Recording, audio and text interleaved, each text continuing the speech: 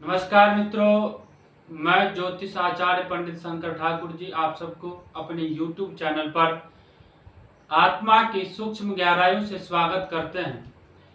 यदि आप इस चैनल पर पहली बार विजिट कर रहे हैं तो इस चैनल को लाइक कीजिए, सब्सक्राइब कीजिए तथा बेल आइकन बटन को दबाइए ताकि जो वीडियो या एपिसोड मैं बनाऊं उसका सबसे पहले आपको लाभ प्राप्त हो और नोटिफिकेशन भी सबसे पहले आपको प्राप्त हो।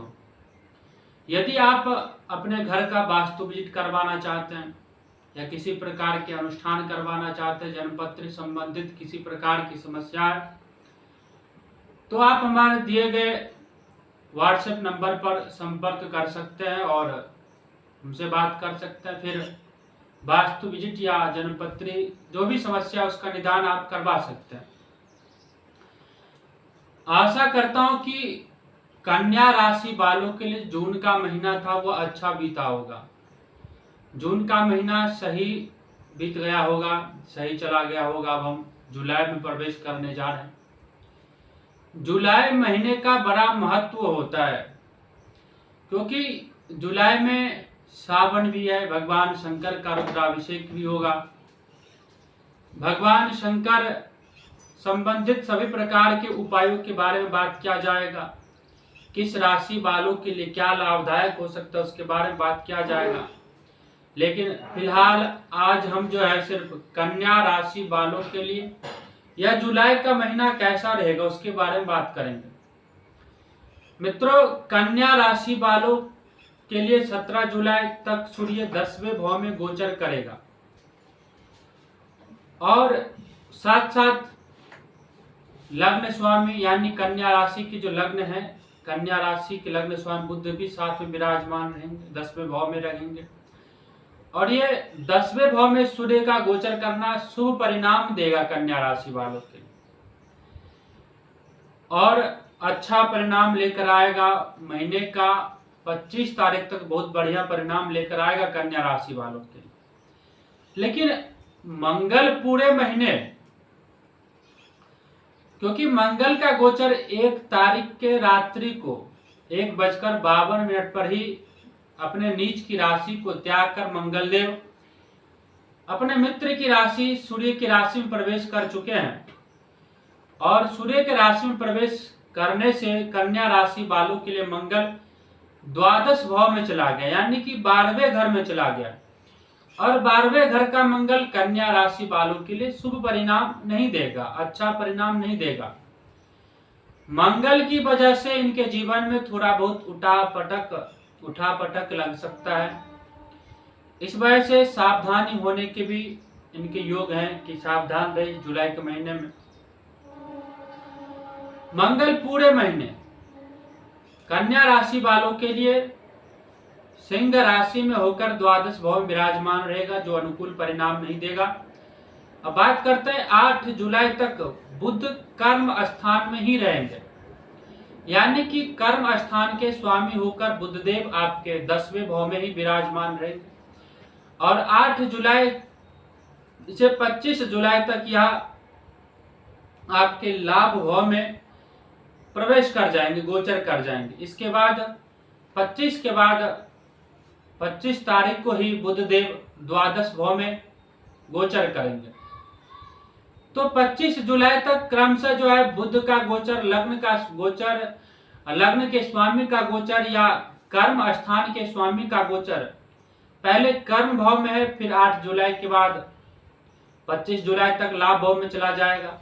तो ये बुध का गोचर 25 जुलाई तक आपके लिए बहुत शुभ परिणाम लेकर आएगा, अच्छा परिणाम कह सकते हैं। आपके लिए अनुकूल परिस्थिति का निर्माण करेगा, आपके लिए हर संभवतः सभी प्रकार के लाभ को दे सकता है बुधदेव। लेकिन महीने के आरंभ में बुधदेव अस्त रहेंगे, क्योंकि 8 जुलाई तक सूर्य के साथ रहेंगे और सूर्य के साथ होना यानी कि सूर्य के साथ जितने भी ग्रह रहता है सभी ग्रह अस्त हो जाते हैं, तो बुधदेव भी अस्त रहेंगे। लेकिन बुध और सूर्य जब एक साथ होता है तो यह बुधादित्य योग का निर्माण करवाता है और आपके कर्म का स्वामी कर्म के क्षेत्र में स्थित है, तो आपको संपूर्ण लाभ दिलवाएगा। कर्म के बस फलीभूत आपको लाभ मिलेगा और उसके बाद गोचर लाभ भाव में होगा। तो लग्नेश जब जब गोचर लाभ भाव में करता है तो आपके लिए अनुकूल परिणाम लेकर आता है, आपके लिए शुभ परिणाम लेकर आता है। चाहे आपके कैरियर में हो, आपके कैरियर में ग्रोथ होता है, प्रमोशन होता है। यदि आप नौकरी पेशा वाले हैं तो आपकी नौकरी में प्रमोशन होगा। आपके यदि व्यापारी वर्ग है तो आपके व्यापार अच्छे चलने शुरू हो जाएंगे, व्यापार आपका शुभ चलेगा, अच्छा चलेगा। उसके बाद महीने के आरंभ में 12 जुलाई तक बुध अस्त रहेंगे, अर्थात बुध अच्छे परिणाम देंगे आपको। अब बात करते हैं, गौर करने वाली बात यह है कि शुक्र 7 जुलाई तक आपके लाभ भाव में ही रहेंगे। शुक्र जो है 7 जुलाई तक शुक्र आपके लाभ भाव में रहेंगे। इसके बाद आपके द्वादश भाव में चले जाएंगे, यानी कि 11वें स्थान से निकलकर शुक्र 12वें स्थान में प्रवेश कर जाएंगे। 23 जुलाई से शुक्र वक्री भी हो जाएंगे। लेकिन शुक्र लाभ भाव में हो कन्या राशि के लिए तो भी अच्छा है, शुभ परिणामदायक है। लेकिन जब वो द्वादश स्थान में चला जाए, यानी कि लाभ से कोई ग्रह गोचर करके व्यय स्थान में जाता है, तो व्यय करवाता है, खर्चे बढ़ा देता है, अनावश्यक खर्चे आपके जीवन में घर कर लेता है। शनि के गोचर की बात करें तो शनि पिछले महीने की तरह भी इस महीने भी कुंभ राशि होकर आपके छठे घर में विराजमान रहेंगे। और छठे घर में कुंभ राशि शनि के गोचर रहने से साथ ही साथ शनि के राहु के नक्षत्र के साथ साथ बुध और शनि के उपनक्षत्र के प्रभाव में भी रहने वाले। ऐसे में शनिदेव आपको एवरेज से बेहतर परिणाम दे सकते हैं। जितना आप सोचेंगे कि शनिदेव से हमको इतना लाभ हो सकता है, तो बहुत बढ़िया तो नहीं कह सकते, लेकिन हाँ औसत से कुछ ज्यादा, थोड़ा सा ज्यादा आपको लाभ अवश्य होगा शनिदेव से। ऐसा नहीं है कि नुकसान तो नहीं करवाएंगे, क्योंकि कारक ग्रह है कन्या राशि वालों के लिए, और कारक ग्रह होकर कभी भी लग्नेश के लिए नुकसान नहीं करवाता है। लेकिन शुक्रदेव जब व्यय भाव में जाएंगे तो दूसरा ग्रह यदि मंगल ग्रह व्यय भाव में जाता है तो अनावश्यक खर्चे करवाता है। लेकिन शुक्र के बारे में यह कहा जा सकता है कि शुक्रदेव जब 12वें भाव में गोचर करता है तो यह आपके अनुकूल हो जाता है, आपके परिणाम के अनुकूल हो जाता है, आपको अनावश्यक खर्च नहीं करवाएगा, आपके सभी परिणाम को आपके लिए शुभ कर देगा। और वैसे भी शुभ ग्रह है राहु के लिए, तो आपके लिए अच्छा शुभ ग्रह है आपके लग्नेश के लिए, तो आपके लिए अच्छा ही रहेगा शुक्र का गोचर 12वें भाव में। और शुक्र जब 12वें भाव में 23 जुलाई को वक्री हो जाएंगे तो आपके लिए और भी अच्छा परिणाम लेकर आएंगे। शुक्र संबंधित जितने भी बातों का विचार किया जाता है वो उसका आपके जीवन में काफी ज्यादा लाभ मिलेगा। जैसे कि शुक्र से यदि देखा जाए तो लाभ भाव का विचार किया जाता है, आमदनी का विचार किया जाता है, प्रेम संबंधों का विचार किया जाता है, घोड़ा गाड़ी लग्जरियस लाइफ का विचार किया जाता है। तो जितने भी प्रकार के शुक्र संबंधित है वो सभी चीज आपके जीवन में एकाएक बढ़ जाएगा, वक्री होने पे तो और भी ज्यादा बढ़ जाएगा। वहीं यदि राहु देव के लिए बात किया जाए तो राहु ग्रह पिछले महीने की तरह आपके 12वें भाव में ही रहेंगे, द्वादश भाव में रहेंगे। लेकिन इन पर इस महीने केतु के नक्षत्र का प्रभाव भी रहेगा। ऐसे में राहु कमजोर परिणाम दे सकता है आपको। वहीं केतु ग्रह भी छठे भाव में है, लेकिन इस महीने केतु ग्रह के ऊपर राहु ग्रह नक्षत्र का भी प्रभाव रहेगा, तो केतु से भी आपको नुकसान देखने को मिल सकता है।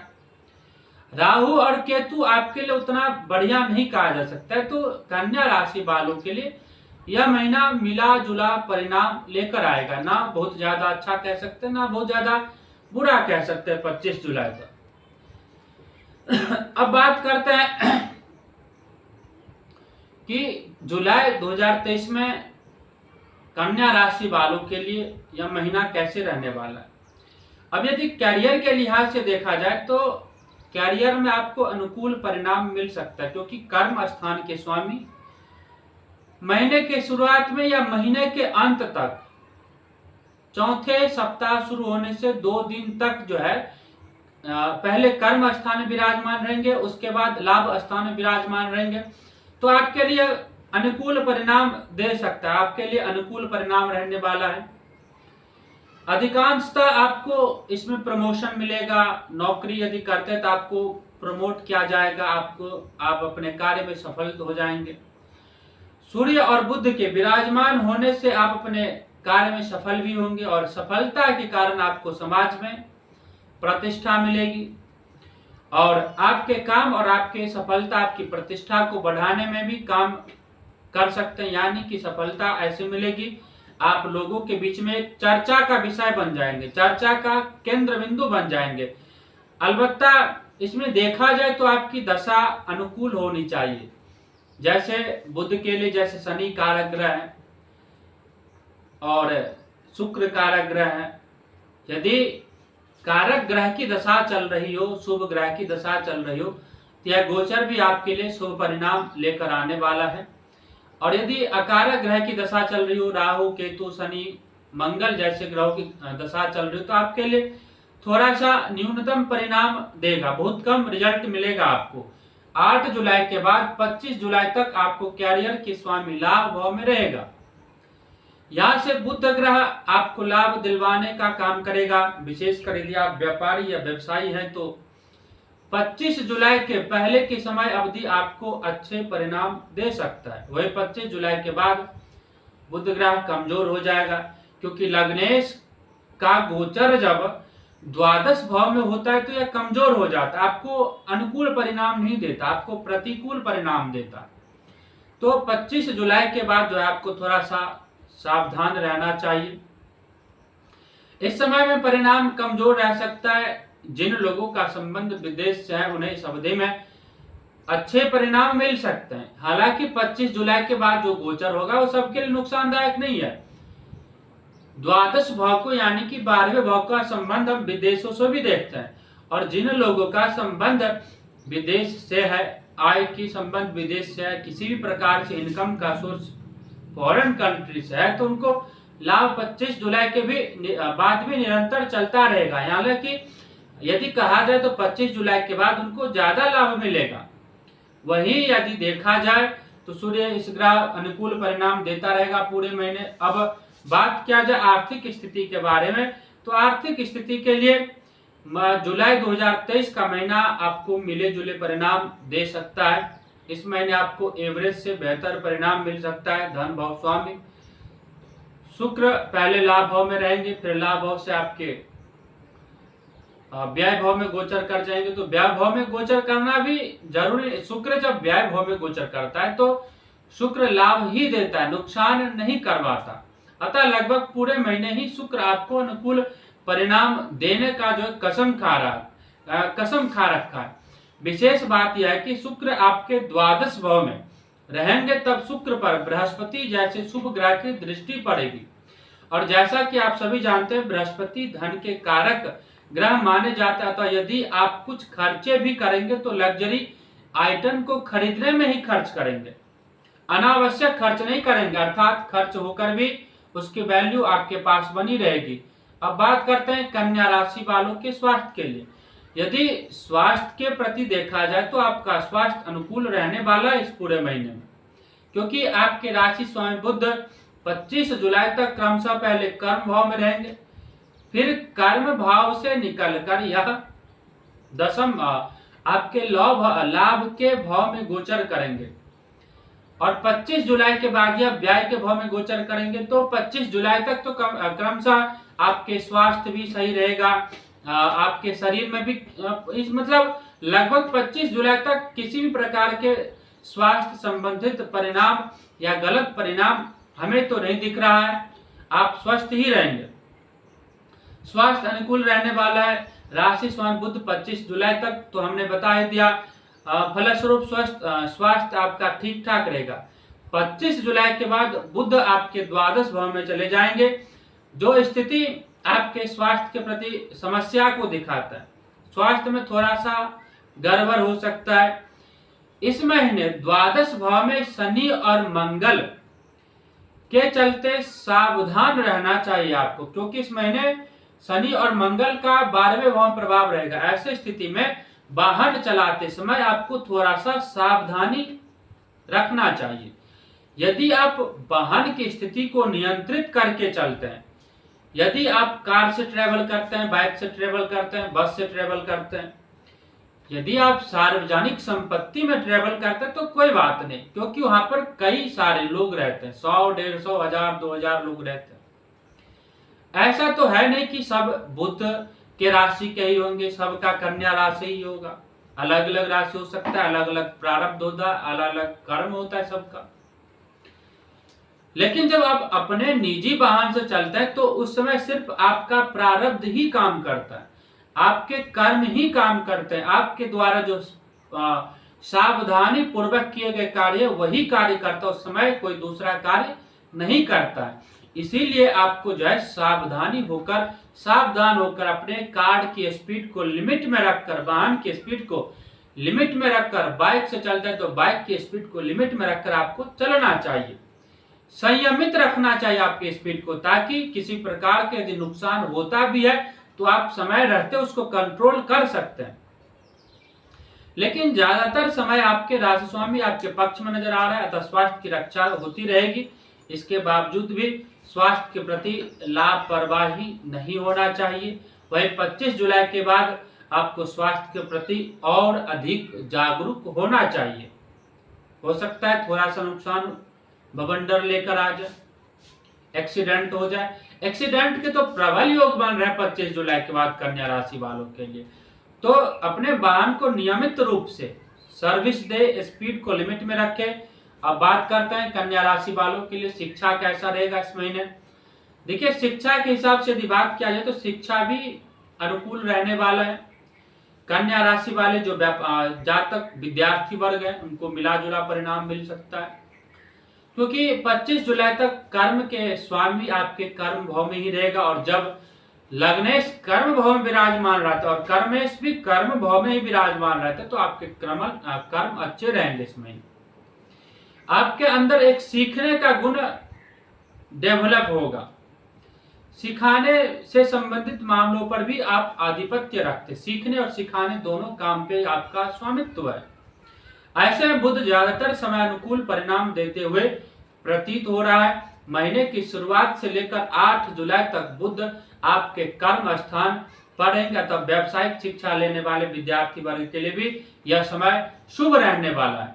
8 जुलाई से लेकर 25 जुलाई तक के बीच में बुध आपके लाभ भाव में रहेंगे, फलस्वरूप प्रत्येक मेहनती विद्यार्थी को अच्छे परिणाम मिल सकते हैं। लेकिन खासकर इस समय जो डाटाबेस पर काम करते हैं, जो गणित पर काम करते हैं, उनको ज्यादा लाभ मिलेगा, ज्यादा लाभ मिलने के योग हैं। जो लोग सीए हैं, जो अकाउंटेंट हैं, उनको ज्यादा लाभ मिले, उनको ज्यादा ज्ञान प्राप्त होगा। इस समय विद्यार्थी को भी जो अकाउंटेंट संबंधित कार्य करेंगे उनको भी ज्यादा लाभ मिलने के योग बन रहे हैं। उसके बाद 25 जुलाई के बाद स्थिति थोड़ा सा कमजोर हो जाएगी, तब 25 जुलाई 2023 के बाद विद्यार्थी को अपेक्षाकृत अधिक मेहनत करने की आवश्यकता होगी।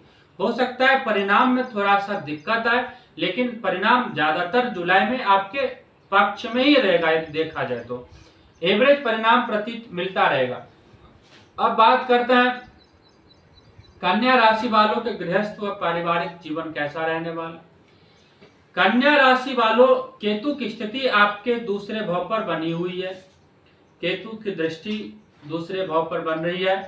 दूसरे भाव पर अभी लंबे समय तक रहेगी केतु की दृष्टि दूसरे भाव पर, लेकिन पिछले महीने की तुलना में इस महीने दूसरे भाव की स्थिति अच्छी है। इस महीने दूसरे भाव मंगल का नकारात्मक प्रभाव भी दूर हो गया, क्योंकि मंगल जो है लाभ स्थान से बैठकर बिल्कुल दूसरे स्थान को देख रहा था, जो कुटुंब का भाव भी है, तो इसलिए आपको नुकसान करवा रहा था। लेकिन अब जो है द्वादश स्थान में बैठकर मंगल की चौथी दृष्टि जो है बिल्कुल आपके पराक्रम भाव पर रहेगा, तो पारिवारिक स्थिति को सही कहा जा सकता है। स्वाभाविक है कि स्थिति पारिवारिक मामलों में पॉजिटिविटी के ग्राफ को बढ़ाने का काम करेगी, अतः पिछले महीने की तुलना में यह महीना आपके पारिवारिक संबंधों में बेहतर परिणाम दे सकता है। और यदि कहा जाए तो यदि विवाद पहले से हो रहा है तो विवाद पूरी तरह समाप्त तो नहीं होंगे, लेकिन स्थितियां बेहतर होने का योग बन रहा है। अब बात करते हैं आपके जो दशा अंतरदशा प्रत्यंतरदशा के लिए हमने बात करा था, यदि वो खराब चल रहा है तो आपको लाभ कैसे मिलेगा? बिल्कुल भी नहीं मिल सकता, 0% भी लाभ आपको नहीं मिलेगा। उसी में यदि दशा सही चल रही हो तो आपको 100% लाभ मिलेगा। मित्रों, अब यदि दशा खराब चल रही तो हम उपाय की बात करते हैं, क्या उपाय करना चाहिए? तो मंदिर में आपको जो है इस समय मंगल के वजह से जो नुकसान होने वाला है, शनि और मंगल के वजह से जो नुकसान होगा, उसके वजह से आप मंदिर में मंगलवार या बुधवार को लाल मिठाई चढ़ाइए और प्रसाद लोगों में बांटे तथा खुद भी ग्रहण कर। ये नहीं कि हमने सारा चढ़ाया और सारा चपा दी, नहीं, लोगों में बांटकर बिल्कुल थोड़ा सा हिस्सा आपको लेना है। नियमित रूप से इस गोचर काल में आपको मंदिर जाना चाहिए, भगवान गणेश की प्रार्थना करना चाहिए, भगवान गणेश पे दुर्वा अर्पण करना चाहिए। कन्या राशि वालों के गणेश संकट नाशन स्तोत्र का पाठ करना चाहिए, आपको गणेश अथर्वशीर्ष स्तोत्र का पाठ करना चाहिए। यदि आप गणेश अथर्वशीर्ष का पाठ करते तो हालांकि ये थोड़ा सा हार्ड है, बोलने में उच्चारण करने में दिक्कत आता है, तो जिन लोगों को उच्चारण में दिक्कत है तो गणेश संकट नाशन स्तोत्र का पाठ कर सकते हैं, अथर्वशीर्ष को छोड़ सकते हैं, आप गणेश चालीसा को पाठ कर सकते हैं या ओम गण गणपतये नमः का भी पाठ कर सकते हैं। इससे भी आपके अनुकूल परिणाम मिल सकता है। और सबसे इंपॉर्टेंट है, यदि आप ऊपर दोनों में से कुछ भी नहीं करना चाहते तो आपको जहां गौ माता दिखे, जहां गाय दिखे, वहीं पर आपको गाय को हरा चारा खिलाना है। यदि आप यह उपाय करते हैं तो आपको अवश्य अनुकूल परिणाम प्राप्त होगा और आप अपने जीवन में सफल होंगे। यह गोचर 25 जुलाई के बाद जो नुकसान देने की स्थिति में रहेगा, यदि आप उपाय करते हैं, गाय को हरा चारा खिलाते हैं, तो आपके उपाय में भी आपके जो नुकसान के योग बन उसमें भी कमी आएगी। मित्रों, आशा करता हूं कि यह एपिसोड आपको अच्छा लगा हो। यदि आप कन्या राशि के हैं या कन्या राशि के नहीं भी हैं, लेकिन आपके संपर्क में जितने भी कन्या राशि वाले हैं, सबको यह वीडियो एपिसोड सेंड कीजिए ताकि इसका लाभ सबको प्राप्त हो और जीवन में जो भी नुकसानदायक स्थिति में जाने वाले उस उपाय को कर नुकसानदायक स्थिति से बच जाए। तो आपके लिए और आपके इष्ट मित्रों के लिए एपिसोड लाभदायक है। आप सब लोग अपने जीवन में सुखी समृद्धिशाली बनिए और सभी प्रकार के लाभ को प्राप्त कीजिए। मैं आचार्य शंकर ठाकुर जी इतना कहकर अपने वाणी को विश्राम देता हूं। इस वीडियो को लाइक कीजिए, चैनल को सब्सक्राइब कीजिए तथा अपने इष्ट मित्रों में भी शेयर कीजिए। तब तक के लिए नमस्कार।